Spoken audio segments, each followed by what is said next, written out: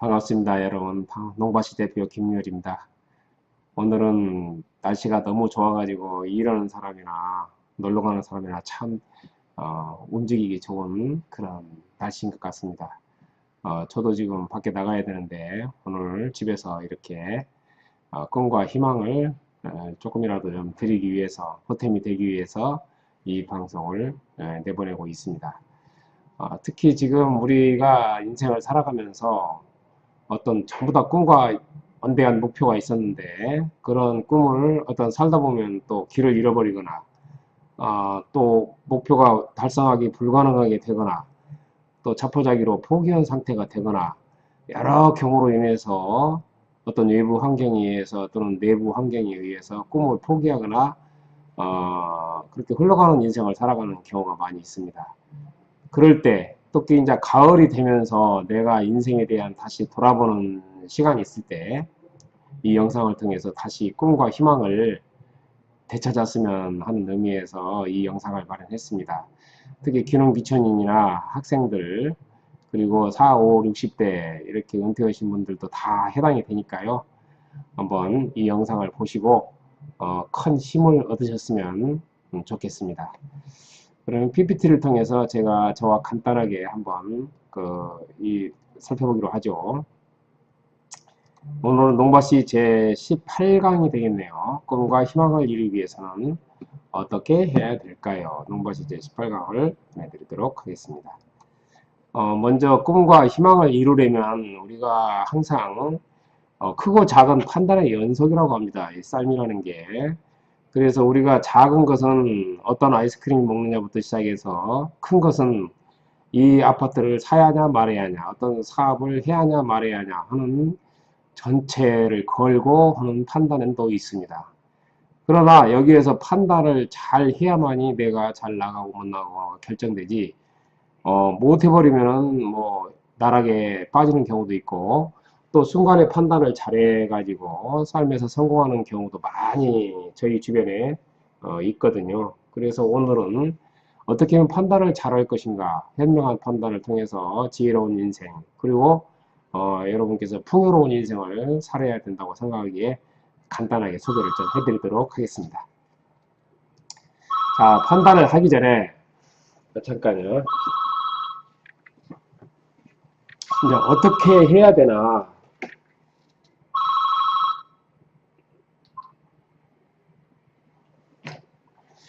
판단을 하기 전에 우리가 어떻게 해야 되나를 한번 생각을 해봐야 됩니다. 어떻게 해야 되나, how to라고 해가지고 어떤 일을 그 판단을 하기 전에 어떻게 해야 되는가를 생각을 하라 이겁니다. how to. 예, 대안 선택. 따라서 한번 해보시죠. 대안 선택. 대안 선택. 대안 선택. 우리가 어떤 일을 하기 전에 이 일이 제대로 안 됐을 때 어떤 대안이 있는가? 또 이 일을 하기 전에 어떤 대안이 있는가? 어떻게 이 일을 해야 될 것인가? 그 대안을 선택해야 한다는 말이 되겠습니다. 두 번째는 목표는 어디로? what to. 우리가 어떤 일을 하기 전에 어떤 목표가 없이 한번 해보자는 식으로 뭐 실험 삼아 한다면은 그것은 반드시 실패하게 되어 있습니다. 그래서 분명한 목표를 정하고 그 목표를 설정한 다음에 그 일을 시작을 해야지, 그냥 목표 어디론가 가겠지 이렇게 생각하면서 일을 하면은 100% 실패하게 돼 있다, 그 말씀이 되겠습니다. 그 다음에 문제는 어디에 있는가, where to라고 해가지고 문제를 정의해야 됩니다.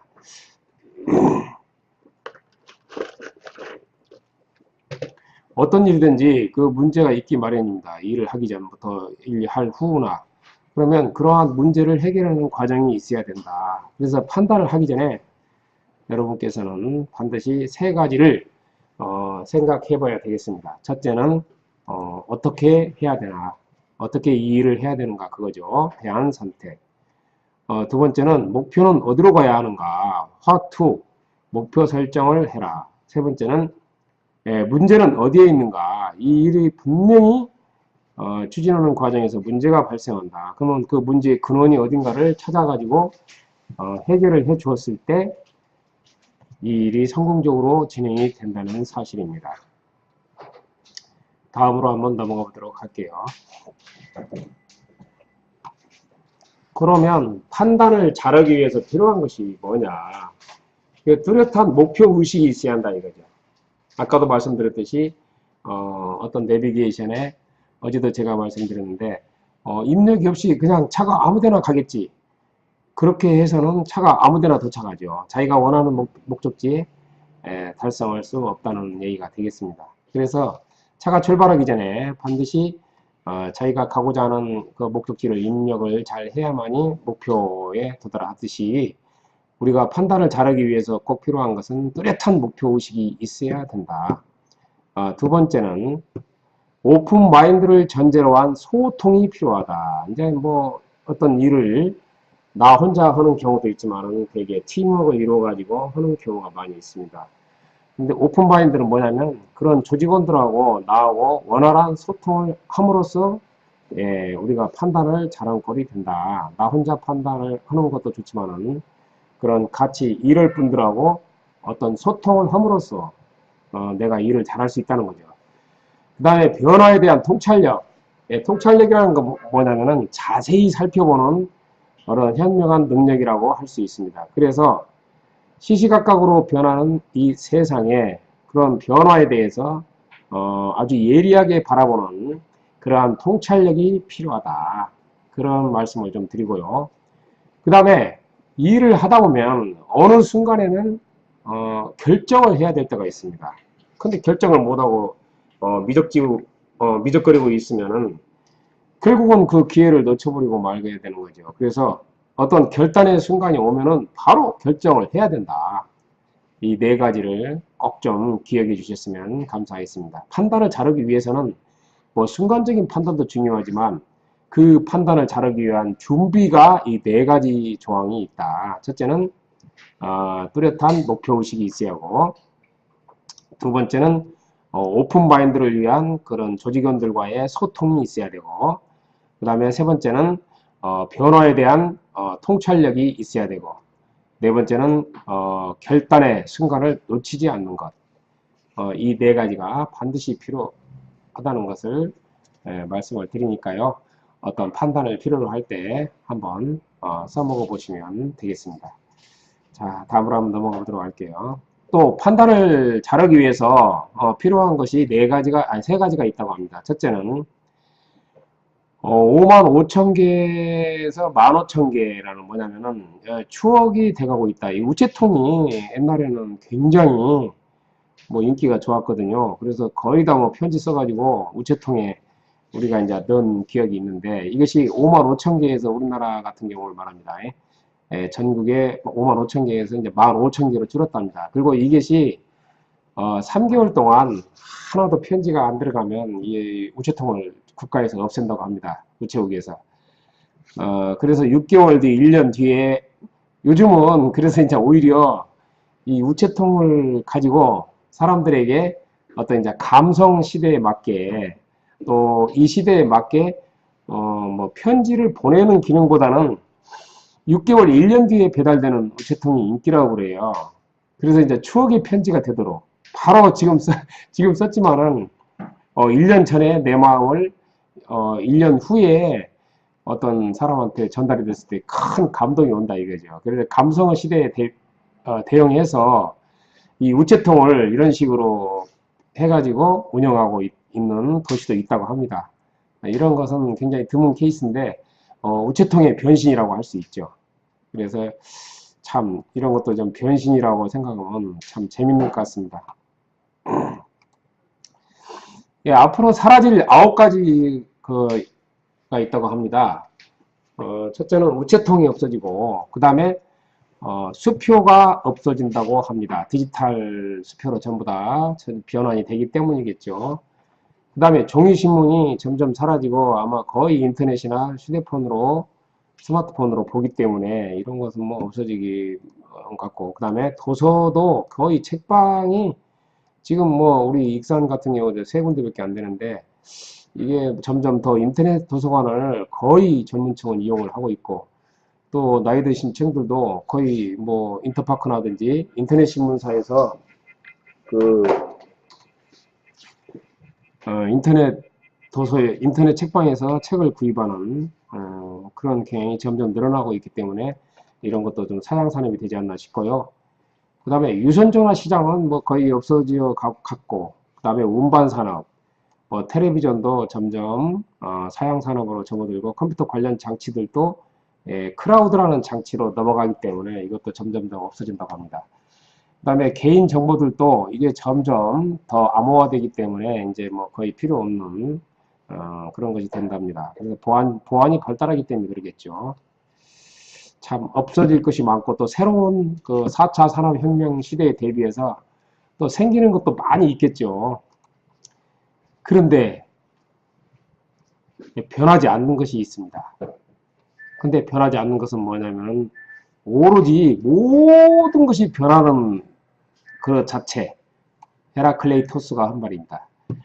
변하지 않는 것이 하나 있는데 모든 것이 변한다는 사실, 그것은 절대 변하지 않는답니다. 그러니까 이 세상 만물이 끊임없이 변화한다는 것은 누구도 부인할 수 없는 사실이다.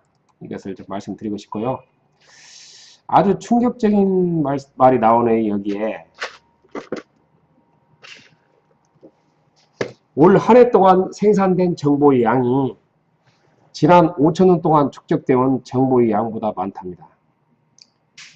새로운 기술 정보의 양은 2년에 2배씩 증가하고 있고요.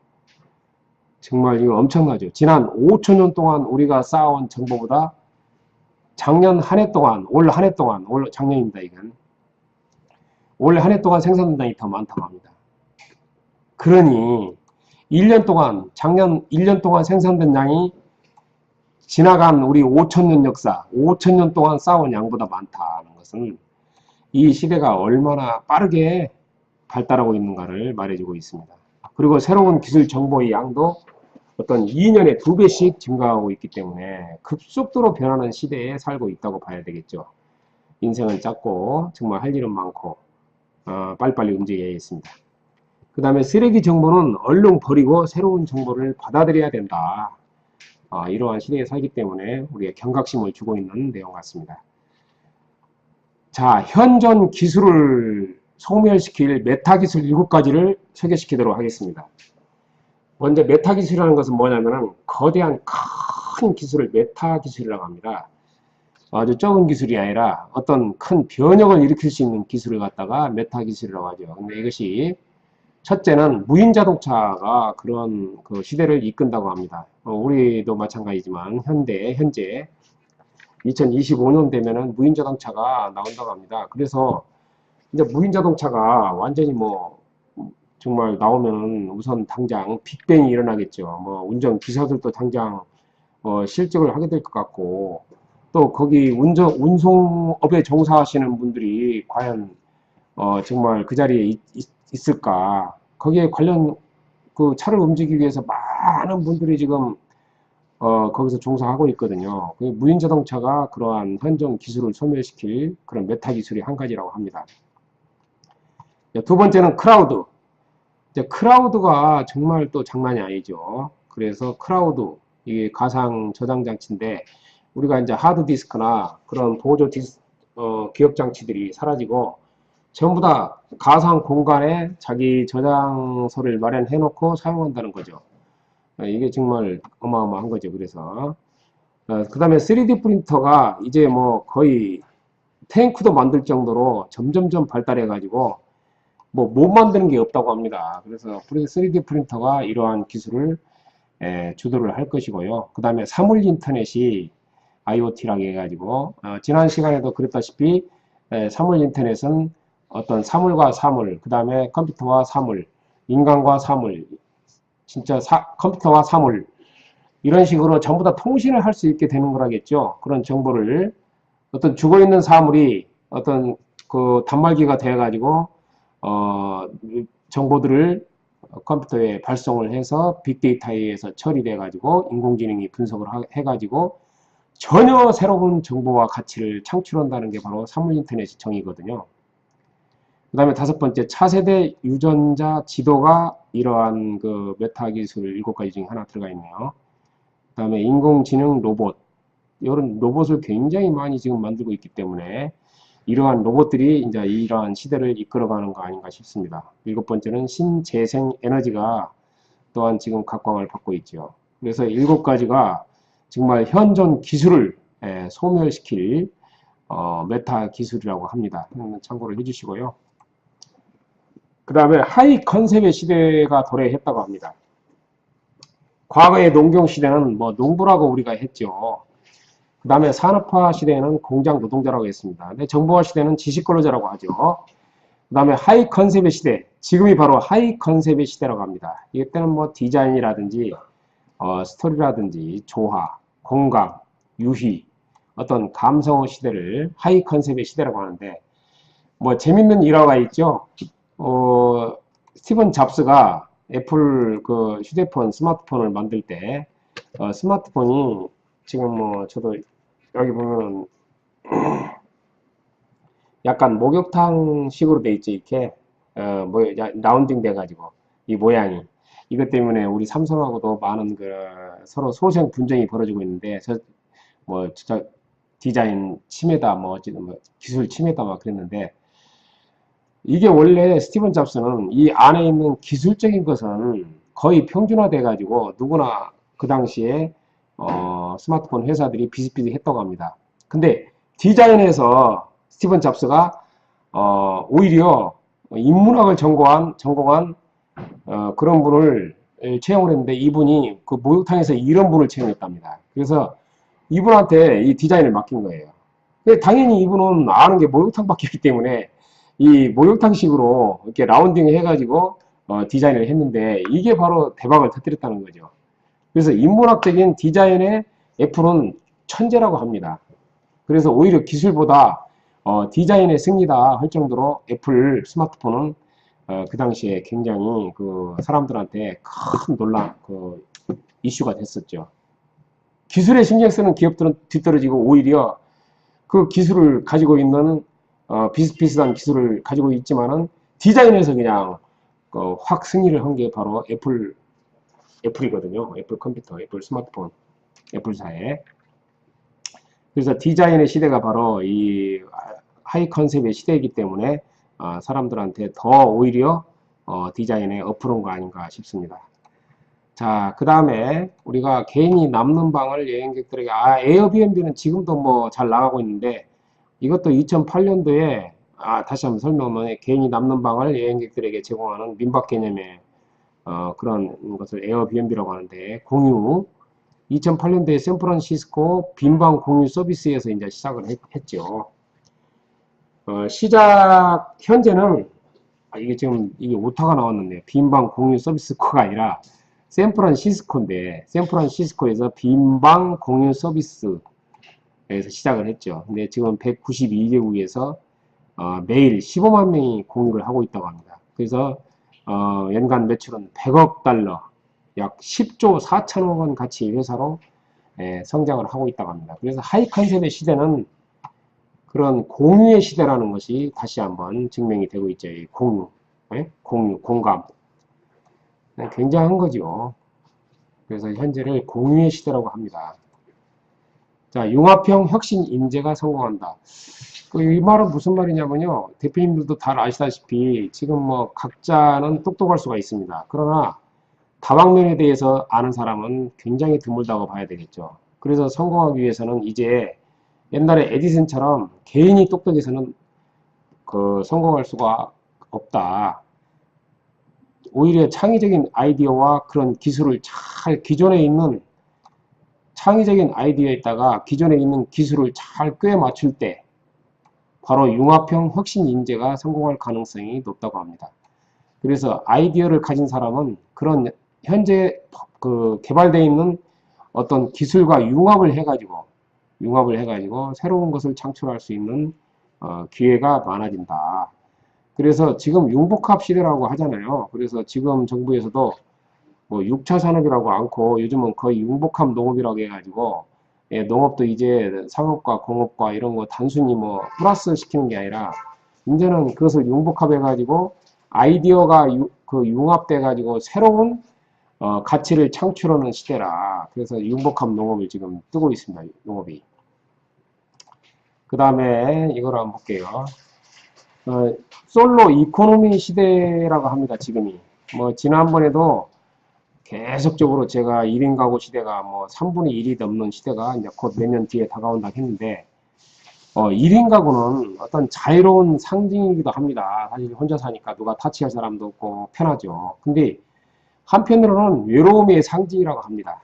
그래서 상품이 소형화될 수밖에 없고 또한 대여 서비스가 굉장히 뜨고 있다고 합니다. 왜냐하면 굳이 나 혼자 사는데 그걸 살 필요가 없다는 거지. 물건이 빌려서 쓰고 말지 며칠 쓸 거. 그 다음에 고독에 관한 상품들이 굉장히 뜰 거고요. 보안 관련 상품들이 뜬다고 합니다. 혼자 사니까 자기 보안을 철저히 해야 한다 이거죠. 그래서 지금 나와 있는 이슈들이 함께 밥 먹는 모임 같은 경우는 이미 나와 있고, 또 술집도 혼자 먹을 수 있도록 그런 칸막이를 한다든지, 식당도 1인 식당이 늘어나고 있다고 합니다. 그 다음에 솔로 만남 주선 앱이 또 이제 나와가지고 그런 솔로들끼리 만남을 주선해주는 앱도 있고요. 그 다음에 생활용품도 1인 가구 생활용품이 전문적으로 나오고 있고, 친구, 가족, 애인 이런 대여 서비스도 유용을 하고 있다고 합니다. 그래서 이러한 시대적인 흐름에 우리가 적극적으로 대응해서 꿈과 희망을 이루기 위해서는 이러한 트렌드를 알고 잘 시대적인 트렌드를 이용해서 어떤 영업 활동을 하거나 자기가 기존에 하고 있는 일들을 좀 변화를 시켜 나간다면 꿈과 희망이 다시 오지 않을까. 내가 지금 하고 있는 일이 뭐 계속 노력을 해도 잘 안 되고 뭐 어려움을 겪을 때는 그것을 변화를 시켜야 한다 이거죠. 어디에 맞게? 시대적인 트렌드에 맞게. 그래서 그 변화를 통해서 새로운 부가가치를 창출하려고 노력을 해야지 고민만 하고 있어서는 안 된다는 것을 제가 오늘 컨셉으로 말씀드렸습니다. 특히 하이 컨셉의 시대, 아까 그랬죠. 하이 컨셉의 시대는 아까 공유, 어떤 공감, 디자인, 감성, 4차 산업혁명 시대의 그런 그 키워드와 맞는 것 같습니다. 그래서 우리 시대에 맞는 키워드에 맞게 자기 사업을 변화를 시켜 나갔을 때 꿈과 희망이 다시 찾아온다는 것을 오늘 말씀을 드렸습니다. 네, 오늘 뭐 간단히 소개를 시켜드렸고요. 꿈과 희망을 위해서 열심히 노력하시는데 이번 영상이 조금이라도 도움이 됐으면 좋겠습니다. 그리고 영상 아래 구독 버튼 꼭 좀 눌러주시고 좋아요도 눌러주시면 재능 기부하는 제가 큰 힘이 되겠습니다.